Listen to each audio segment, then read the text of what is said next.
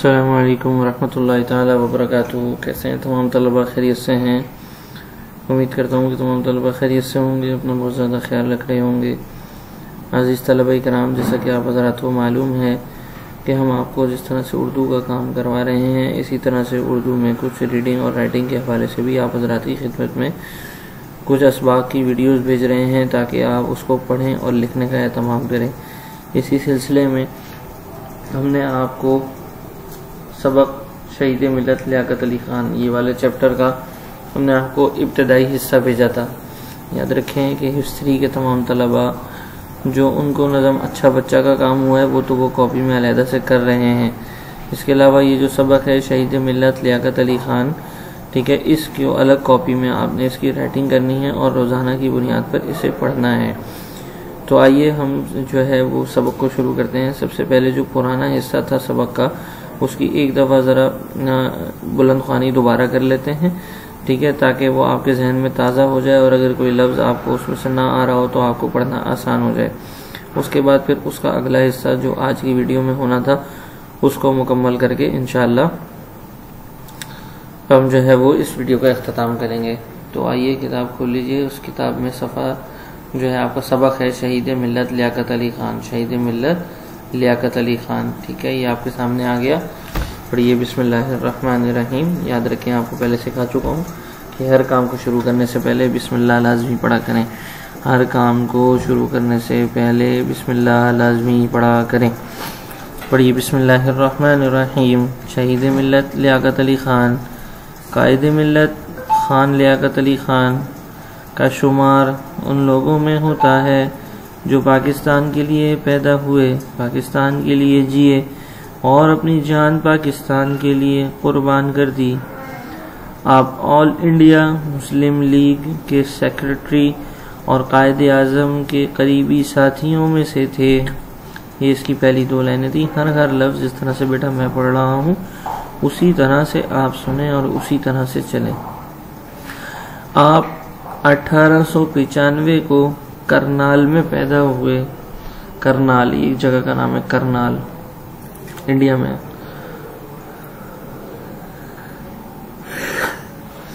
आपका सिलसिला नसब आपको पहले बता चुका हूँ, यानी वालिद दादा का जो नाम होते हैं ना, जो सिलसिला होता है उसको कहते हैं सिलसिला नसब। ईरान के मशहूर फरमा रवा नौशेरवान से मिलता है। नौशेरवान लफ्ज क्या पढ़े हैं? नौशेरवान से मिलता है। मशरिकी पंजाब और यूपी में, मशरिकी पंजाब का जो मशरिकी हिस्सा है वो, और यूपी है, ये भी एक सूबे का नाम है, ठीक है, बहुत बड़ा इलाका है, उसका नाम है यूपी, इंडिया में। यूपी में आपके खानदान की बहुत सी जागीरें थीं। जागीरें मतलब बहुत सी जमीनें थीं। जागीरें मतलब बहुत सी जमीनें थीं। आपने इब्तिदाई तालीम यूपी में ही हासिल की। इब्तिदाई तालीम मतलब जैसे आप लोग शुरू की तालीम हासिल करते हैं ना, केजी है, उसके बाद 1 2 3 4 5 क्लासेज हैं, ये इब्तिदाई तालीम कहलाती है। आगे कह रहे हैं बीए अलीगढ़ यूनिवर्सिटी से किया और कानून की तालीम हासिल करने के लिए इंग्लैंड जाकर ऑक्सफोर्ड, लफ्ज क्या पढ़ेंगे? ऑक्सफोर्ड यूनिवर्सिटी में दाखिल हो गए। मतलब बीए तो इंडिया से ही किया। बीए कहते हैं बीए एक डिग्री है, यानी मैट्रिक के बाद 4 साल की डिग्री होती है बीए, ठीक है, 4 साल। बीए अलीगढ़ यूनिवर्सिटी से किया और कानून की तालीम हासिल करने के लिए इंग्लैंड जाकर ऑक्सफोर्ड यूनिवर्सिटी में दाखिल हो गए। 1921 में कानून की डिग्री हासिल की। 1921 में कानून की डिग्री हासिल की। तालीम से फारिग होने के बाद आप दोबारा हिंदुस्तान आ गए और सियासत में हिस्सा लेना शुरू कर दिया। सियासत क्या होती है? जो मुल्क में हुकूमत होती है, मुल्क में जो हुकूमत होती है वो उसे सियासत कहते हैं। सियासत के जरिए आती है पॉलिटिशियन, ठीक है, पॉलिटिक्स, पॉलिटिशियन। चलें, लियाकत अली ख़ान खामोश तबा और मेहनती इंसान थे। खामोश तबा मतलब खामोश रहने वाले इंसान थे, ज्यादा बोलने के आदी नहीं थे, बस मेहनत के आदी थे। आप अपने दिल में कौम का दर्द रखते थे। मुनाफिकत से आपको नफरत थी, इसलिए कायदे आज़म ने आपकी काबिलियत और फर्ज शनासी की कदर करते हुए आपको अपना सेक्रेटरी मुंतखब कर लिया। ठीक है। 1937 से 1947 तक आपने बतौर सेक्रेटरी अपने फराइज निहायत खुश उसलूबी मैंने आपको पिछली दफा मतलब बताया था, खुशी खुशी और तनदेही यानी मुकम्मल मेहनत से अंजाम दिए। 1947 में पाकिस्तान बना, 1947 में पाकिस्तान बना तो आप पाकिस्तान के पहले वजीर आजम मुंतखब हुए। वजीर आजम क्या कहते हैं? मुल्क का बहुत बड़ा ओहदा होता है वजीर आजम, मुल्क का बहुत बड़ा ओहदा होता है वजीर आजम। आपने अपनी काबिलियत, तदबीर और सियासी सूझबूझ का पूरा सबूत दिया। क्या मतलब? यानी जब आप वजीर आजम बने तो आपने ये साबित कर दिया कि आप वाकई में बहुत काबिल हैं, आपकी प्लानिंग बहुत अच्छी है, सियासी सूझबूझ यानी आपको हुकूमत के कामों की सूझबूझ भी है। कह रहे ऐसे ऐसे मुश्किल मसाइल जो हल नहीं हो रहे थे आपकी हुस्न तदबीर से हल हो गए। हुस्न तदबीर का मैंने आपको पिछली वीडियो में बताया था, एक अच्छी प्लानिंग से हल हो गए। आलमी बिरादरी में भी आपने पाकिस्तान का नाम बुलंद किया, यानी जो दीगर दुनिया में ममालिक है ना, उन ममालिक के दरमियान भी आपने पाकिस्तान का नाम बुलंद किया। ठीक है, ये नया सबक शुरू हो चुका है तो इसको गौर से पढ़िएगा। कायद आजम की वफात के बाद, वफात मतलब इंतकाल के बाद, आपकी जिम्मेदारी बहुत ही बढ़ गई। आपकी जिम्मेदारी बहुत ही बढ़ गई। आप हर मुश्किल का सामना निहायत बुर्दबारी से करने के आदी थे। बुर्दबारी मतलब हिम्मत से, हौसले से, ये नहीं कि वे डर गए, कोई मुश्किल आई ओहो क्या करेंगे, नहीं भाई नहीं, बड़ी हिम्मत से उसका मुकाबला करने की आदी थी। आपने अपनी खुद एतमादी मतलब अपने ऊपर एतमाद करना कि हाँ भाई वाकई में ये काम कर सकता हूँ, और नज्मो जब्त मतलब नज्मो जब्त कहते हैं, आप इसको आसान अल्फाज में यूं समझ लीजिए कि अच्छे होने की आदत, अच्छे होने की आदत। नज़म और जब्त कहते हैं जो अपनी बात और काम और वक्त का पक्का हो, जो अपनी बात और वक्त का पक्का हो ना, उसे कहते हैं नज्मो जब्त। नज्मो जब्त की बदौलत आवाम का एतमाद हासिल किया। आवाम का क्या हासिल किया? एतमाद हासिल किया। और कौम ने आपको कायदे मिल्लत का खिताब दिया। कौम ने आपको किसका खिताब दिया? कायदे मिल्लत। मिल्लत कहते हैं अवाम को, कौम को, यानी आप मिल्लत के कायदे, पूरी कौम के कायदे आप, यानी उनको इतना बड़ी बात कही। ठीक है, समझ में आ रही है बात? चले, जितना आपको पढ़ाया ना इसकी जरा रीडिंग करें। 1 मिनट आपको दे रहा हूं, फिर इंशाल्लाह आगे बढ़ते हैं।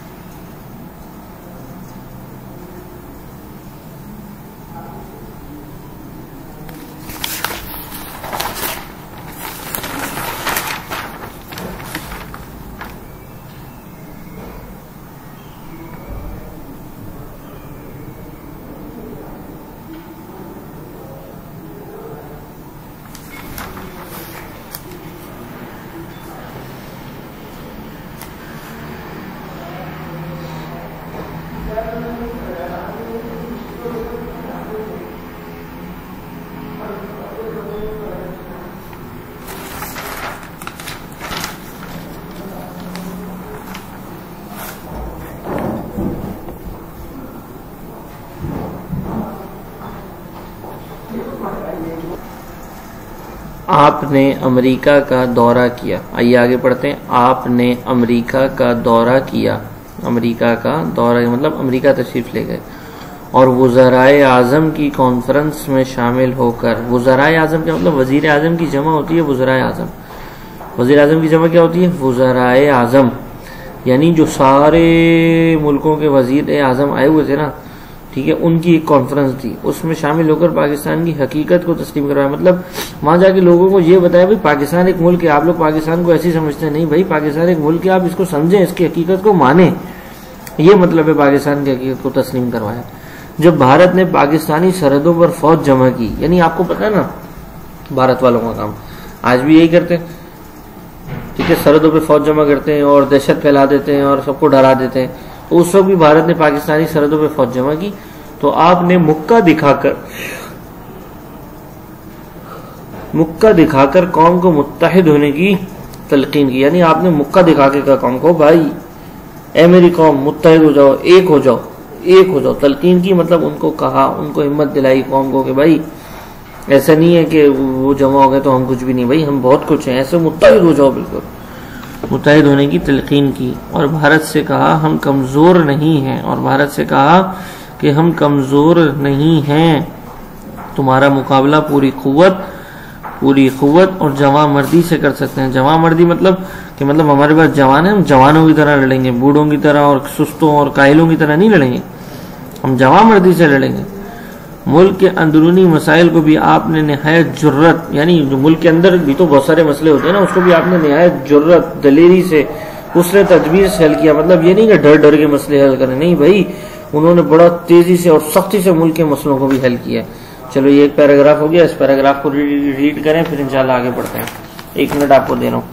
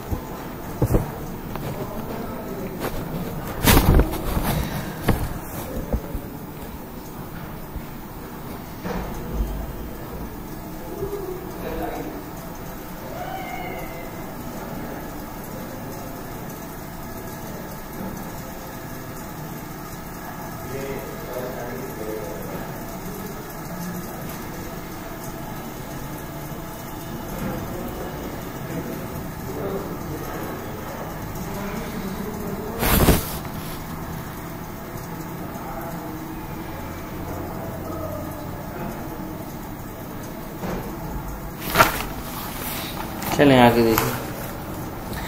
आप पूरी दुनिया के मुसलमानों को एक प्लेटफॉर्म पर जमा करने की ख्वाहिशमंद थे। क्या मतलब?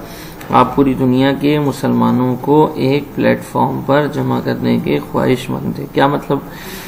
कि आप ये चाहते थे कि दुनिया के जितने भी मुसलमान मुल्क हैं ना, वो सारे एक जगह एक साथ जमा हो जाए। यानी ऐसा हो कि सारे मुसलमान, जैसे काफिर सारे एक हो जाते हैं ना, ऐसे सारे मुसलमान भी एक हो।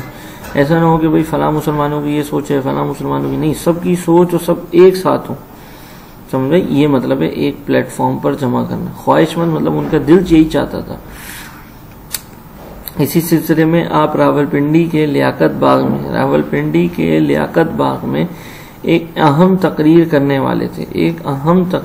वाले थे। आपने खड़े होकर सिर्फ इतना ही कहा था, मेरे प्यारे पाकिस्तानी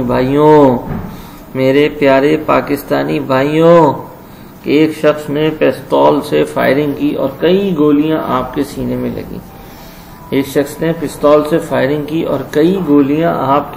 में लगी।